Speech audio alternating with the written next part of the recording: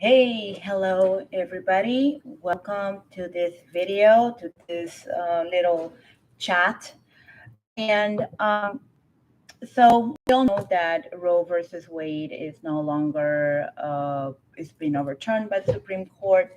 And so I really want to talk about that because I went to the Pride Parade with my children, and we had a great time supporting the community. It was in St. Pete, which is one of the largest ones in Florida, and it was truly, truly amazing. Now, there was a huge outcry on the parade of, stay off our bodies, cancel the Supreme Court. I mean, that sort of sentiment. And trust me, I truly, it is upsetting. It is upsetting that our country, I feel, is going backwards when it comes to, reproductive laws. And I do believe that it's going to, there's a lot of repercussions that nobody is thinking about. Now, I never get into political things, okay? I always stay neutral. And I'm usually able to understand both sides of the party, which is why I usually stay neutral because I can see their point of view and their point of view, and and then I make my own decision based on that. But on this particular situation, and actually, I do see a positive, but it would require a big change of a lot of people when decision making process. So um I think, right, so let me back up. So in the parade, and most videos that I've watched and most news that I've read and all of that, it always talks about women's reproductive system being affected, right? Like, oh yeah, keep your hands off my body, blah, blah, that sort of thing. And while I respect that and I totally understand that point of view, you're telling me something, there's a few things that I think have to change as not humans, but as we have intimate encounters with partners, right? That are, when you're not married, when you're not even when you're married, but when you're not seeking to become parent. If you're not seeking to become a parent, and this should be something that should be already done and utilized. And if we did this, we wouldn't be in the situation that we're in now. So, and so first of all, this is an issue that is more than just women's reproductive rights. There is something that nobody's talking about, and it's the more fathers, the men, how the men are also going to get affected. Nobody is talking about that. You know, Men are now also going to be held accountable for their mistakes. Do you hear that? So if you're taking out a girl or you hooking up with somebody in the bathroom in a club or whatever you do with somebody, you can no longer say, this is not my problem. I'm not going to use a condom, and because I have one, and and we're high or we're drunk or whatever, and I'm going to do this, and guess what? This is it. This is what we're doing. Like, let's just live once, YOLO. Let's be responsible. Let's just have fun. Who cares? We're young. We can make mistakes. This is not a mistake anymore that both of you can take lightly. This is huge. Okay. Now, and this is not about bashing those that have had an abortion. This is not about, oh yeah, you're killing babies. This is not about that. Okay. And I'm not saying that I'm pro abortion or not pro abortion. This is something that should have been already in place.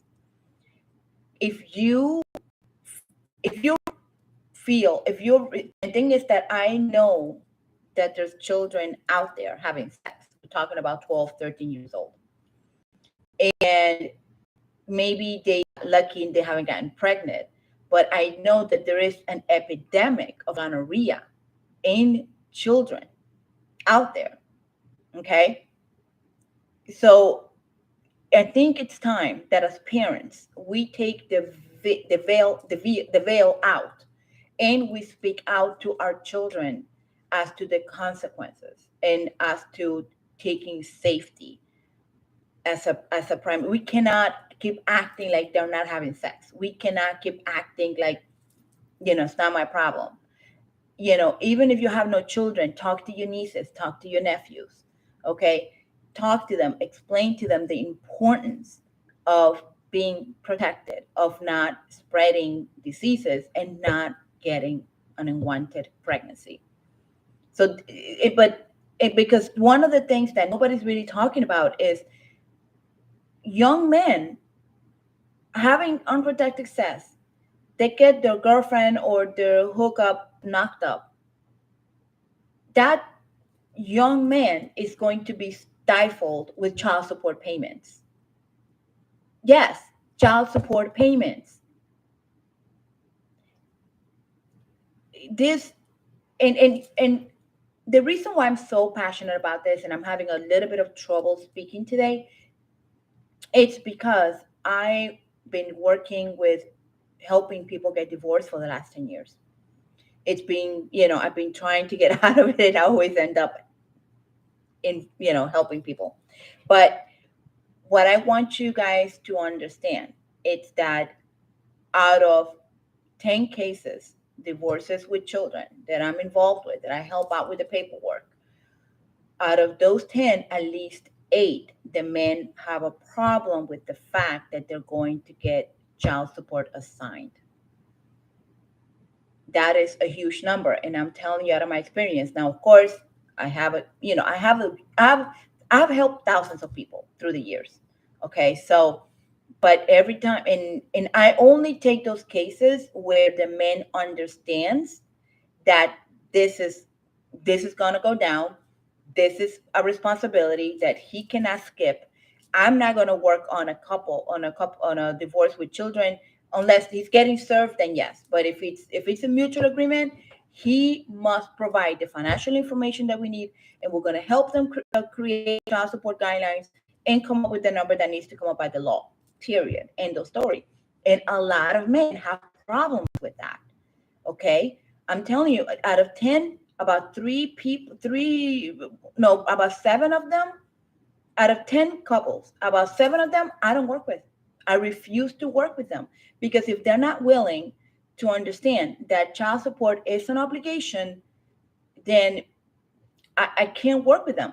But hear me out. Now that Roe versus Wade, it's gone, there's no more, oh, I made a mistake. Here's $300, $500, go get an abortion. That's no longer on the table. Do you hear me? That's no longer on the table. That's not a problem that a woman can no longer go to a doctor's office and fix. This is real life. Now it's the real time. Guys, protect yourselves, please. And if you're married, make sure you have this conversation. Are we trying to get pregnant? Are we ready to have a baby? Yes or no? If no, please get on birth control.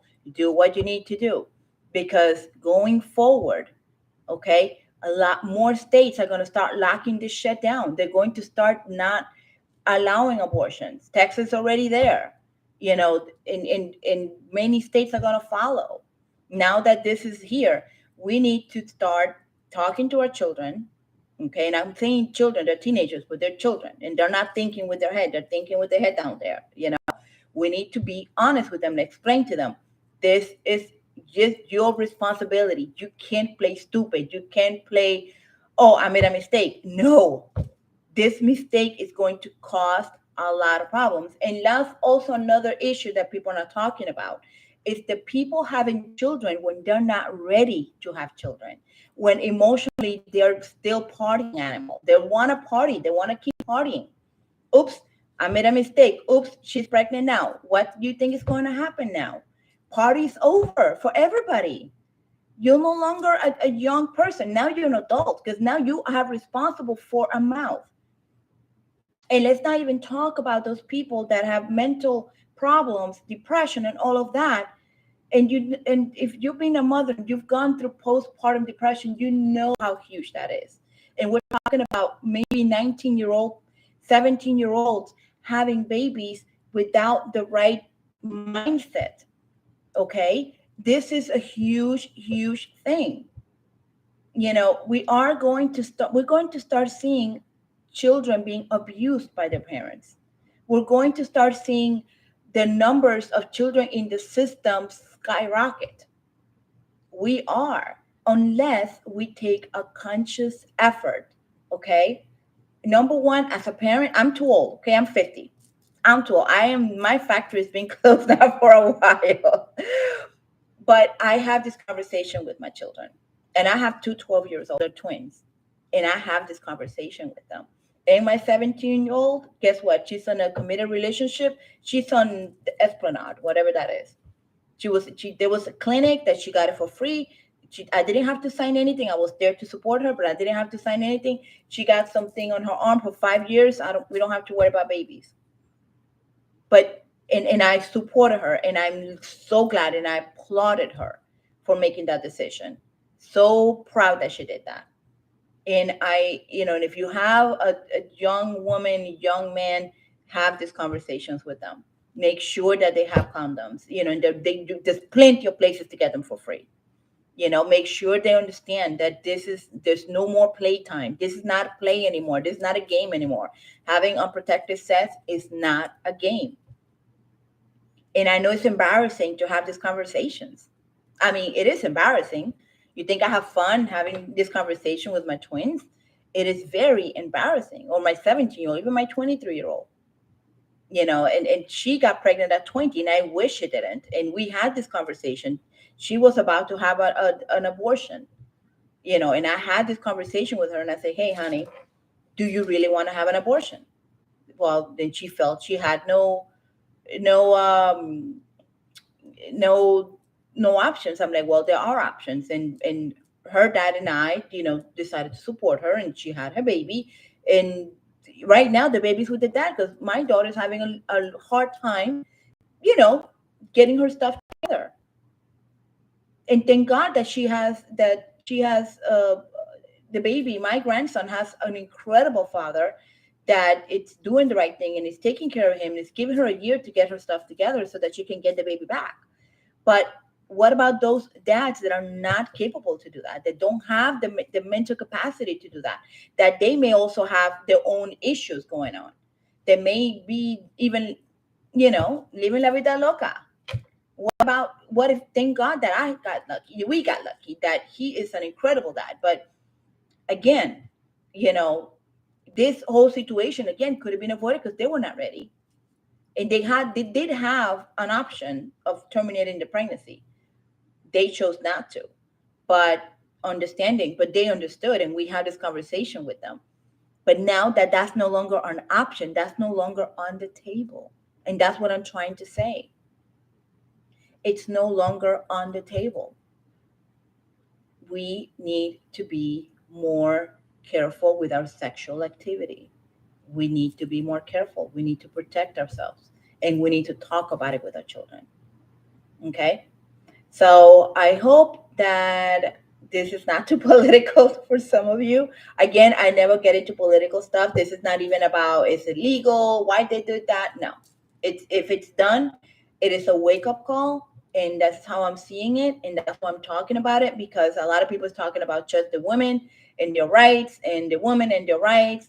But no one is really talking about the men and how their life is going to be affected with child support payments and and providing support, emotional support for a child and help raise up a child.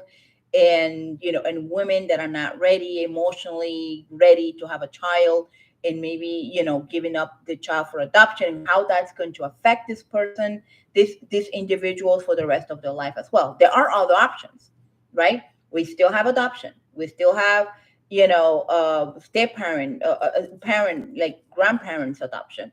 We still have other options, but the one option that would have eliminated the problem in one afternoon, no longer on the table for most states, or at least not now. But I'm expecting that to happen. I'm totally expecting that to happen. So anyway, thank you so much for watching. And if you agree or disagree, just leave me a comment. I love to read your comments. Comment down below. Let me know what county you live in. I'm trying to find out where my audience is in Florida, what county. If you're not in Florida, what state you are or country you are. Okay. Thank you so much and stay safe. Take care. Bye.